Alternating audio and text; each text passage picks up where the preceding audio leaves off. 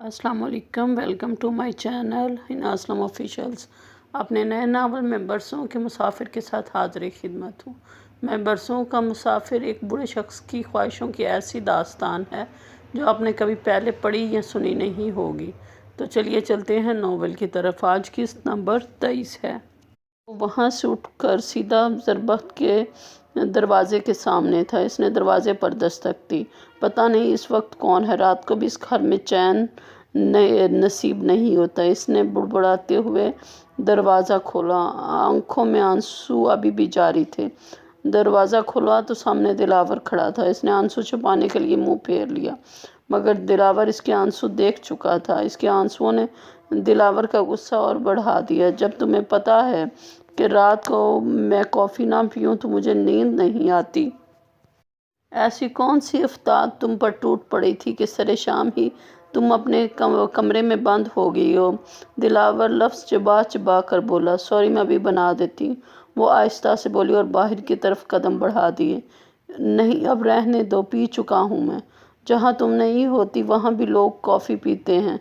तुम अपना मशगला जारी रखो। इसने उसके आंसुओं की तरफ इशारा किया। सुबह जल्दी तैयार हो जाना।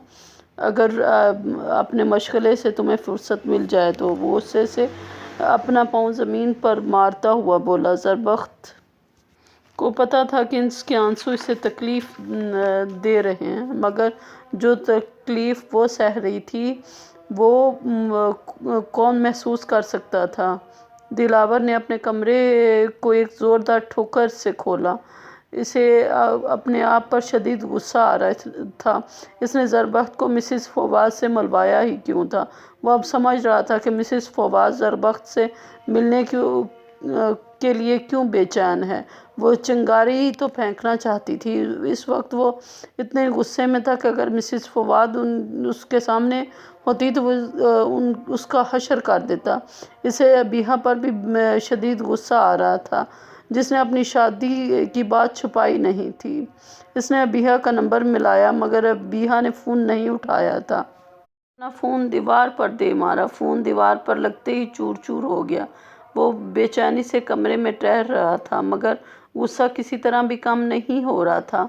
वो सोफ़े पर बैठ गया। इसने सामने मेज़ पर पड़े हुए सिगरेट और लाइटर उठाया और सिगरेट सुलगा लिया। बाकी की रात इसने सिगरेट पीते हुए गुजारी। 4 बजे वो तैयार होकर कमरे से बाहर आ गया। सामने विश्मा चची आ रही थी। अस्सलाम वालेकुम चची, आप इतनी सुबह सुबह उठ गई, खैरियत तो है? दिलावर को तशवीश हुई। हाँ, खैरियत ही है। मैं तो ज़रबख्त को उठाने जा रही हूँ कि कहीं देर ना हो जाए। वो इसके करीब आकर बोली। ठीक है चची, मैं गाड़ी में इसका इंतज़ार कर रहा हूँ, आप उसे भेज दें। वो इस्पात में सर हिलाता हुआ बोला और कदम आगे बढ़ा दिए। चची जब ज़रबख्त का दरवाज़ा खटखटाया तो ज़रबख्त ने फ़ौरन ही खोल दिया। ज़रबख्त तैयार हो रही थी। चची, आप इतनी सुबह सुबह क्यों उठ गई? तुम्हें उठाने आई थी। गाड़ी में दिलावर तुम्हारा इंतज़ार कर रहा, और वैसे भी तुम जा रही हो, सबको चाय भी देनी है, नाश्ता भी बनाना है। वो इसके कंधे पर हाथ रखती हुई बोली। चची, गुलबख्त या किसी और लड़की से कह दें कि वो नाश्ते में आपकी मदद कर दे। ज़रबख्त को परेशानी सी हुई। चची, सारा काम अकेले कैसे संभाल पाएंगी? नहीं बेटे, तुम परेशान ना, मैं कर लूँगी सारा काम, बस अपना ख्याल रखना। ज़रबख्त प्लीज़, दिलावर से कोई बहस मत करना। वो जो भी कहे खामोश रहना। बाज़ दफ़ा खामोशी बड़े से बड़े मसले को हल कर देती है। तुम जितना इससे उलझोगी वो उतना ही तुम्हें उलझाएगा। अपने और इसके रिश्ते के दरमियान दूरियां मत पैदा करो। वो जो भी करेगा मगर तुम्हारे बराबर लाकर किसी को खड़ा नहीं करेगा। चची से नसीहत करने लगी। चची, बाबा जान को बस यही मिला था मेरे साथ भेजने के लिए। वो तलख सी हुई। ज़रबख्त, तुम अब उसकी ज़िम्मेदारी हो और उसे अपनी ज़िम्मेदारी निभाने दो। इसे इस्लामाबाद काम था, इसलिए बाबा जान ने इसे कह दिया। तुम खुद को नॉर्मल रखना। जितना तुम इसे चिढ़ाओगी वो इतना ही चिढ़ेगा। चची फिर से इसे समझाने लगी। वो झंझलाते हुए अपना बैग घसीटती हुई चची के साथ चल दी। चची बाहर तक इसे छोड़ने आई। बाहर आई तो मुलाजम ने जल्दी से इसके हाथ से बैग पकड़ लिया। मुलाजमों को अंदर आने की कब इजाज़त थी? वो चची के गले लग गई। वो बहुत ज़्यादा گھبرا رہی تھی۔ چچی کو خداحافظ کہہ کر وہ گاڑی کی طرف چل دی جس میں ملازم نے اس کا بیگ رکھا تھا۔ ڈرائیونگ سیٹ پر دلاور بیٹھا ہوا تھا۔ ملازم نے اس کے لیے دروازہ کھول دیا۔ دلاور نے گاڑی سٹارٹ کر دی اور چور نظروں سے اس کی طرف دیکھا۔ وہ سادہ سے سوٹ میں بھی غضب ڈھا رہی تھی۔ رات کی کیفیت کو چھپانے کے لیے اس نے چہرے پر ہلکا سا میک اپ کیا ہوا تھا۔ غضب کی چیز ہے، دلاور اعتراف کیے بنا نہ رہ سکا۔ سادگی میں بھی غضب ڈھاتی ہے۔ دلاور کے لب آپ ہی آپ مسکرا دیے۔ زربخت شیشے سے باہر دیکھ رہی تھی۔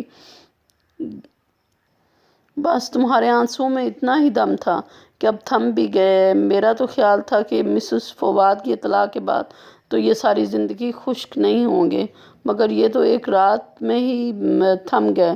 وہ صاف اس کا مذاق اڑا رہا تھا۔ ان آنسوؤں نے بھی اب اپنی شکست قبول کر لی ہے۔ قسمت کے لکھے پر اب یہ بھی شاکر ہو گئے ہیں۔ وہ دل ہی دل میں سوچ کے رہ گئی۔ وہ اس کی آواز پر چونکے بغیر خاموشی سے باہر دیکھتی رہی۔ چچی نے لگتا ہے تمہیں چپ کی گولی بھی کھلا دی ہے۔ میں نے ابیحہ کو اسلام آباد بلوایا ہے۔ میں چاہتا ہوں کہ تم لوگ آپس میں مل لو، ایک دوسرے کو جان لو۔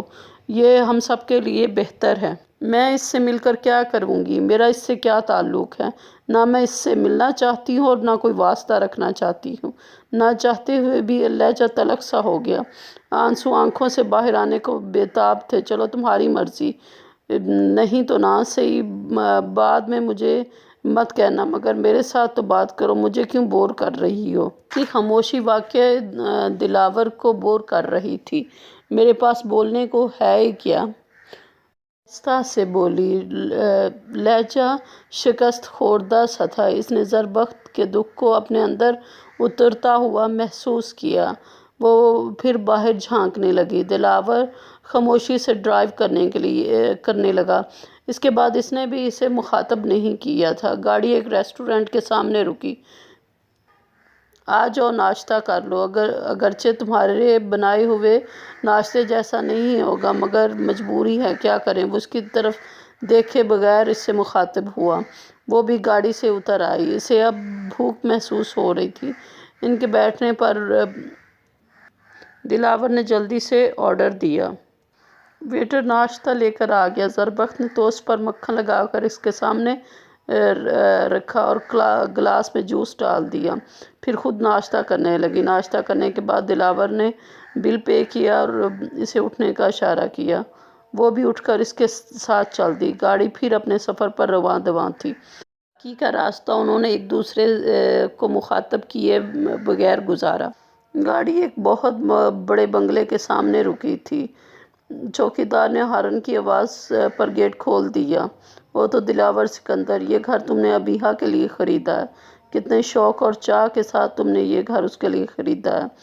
کتنی خوش قسمت ہے وہ لڑکی جس نے تمہاری محبت کو پا لیا، اور میں جو بچپن سے تمہارے نام لکھی جا چکی تھی، میں کہاں ہوں تمہاری زندگی میں؟ میں صرف اور صرف تمہاری مجبوری ہوں۔ اس سے پہلے کہ وہ مزید دکھی ہوتی، اس نے اپنے ذہن میں آنے والے خیالات کو چھٹک دیا اور اس کی ہمراہی میں اندر آ گئی۔ یہ تمہارا کمرہ ہے۔ دلاور نے ایک کمرے کے سامنے رک کر اشارہ کیا۔ میرا خیال ہے تم کچھ دیر آرام کر لو، تم تھکی ہوئی ہو، ورنہ میں تمہیں ابھی سارا گھر دکھاتا۔ میں اسے دیکھ کر کیا کروں گی؟ یہ جس کے لیے خریدا گیا ہے وہی اس کو دیکھے۔ زربخت نے تلخی سے جواب دیا۔ میرا خیال ہے تم سے بحث بیکار ہے۔ میرا کمرہ سامنے والا ہے، جب جانا ہو تو مجھے جگا دینا، میں سونے لگا ہوں۔ زربخت کی باتیں اسے پھر سے غصہ دلا رہی تھی، لیکن وہ اپنا غصہ ضبط کرتا ہوا اپنے کمرے کی طرف چلا گیا۔ وہ بھی اپنے کمرے میں آ گئی۔ اسے رات بھر جاگنے کی وجہ سے شدید نیند آ رہی تھی، اسی لیے بیڈ پر لیٹتے ہی سو گئی۔ آنکھ اس وقت کھلی جب دلاور اس کو آواز دے رہا تھا۔ آج کے لیے اتنا ہی، ملتے ہیں اگلی قسط میں۔ اگر آپ کو میرا ناول پسند آئے تو لائک کریں، ویڈیو کو شیئر کریں اور چینل کو سبسکرائب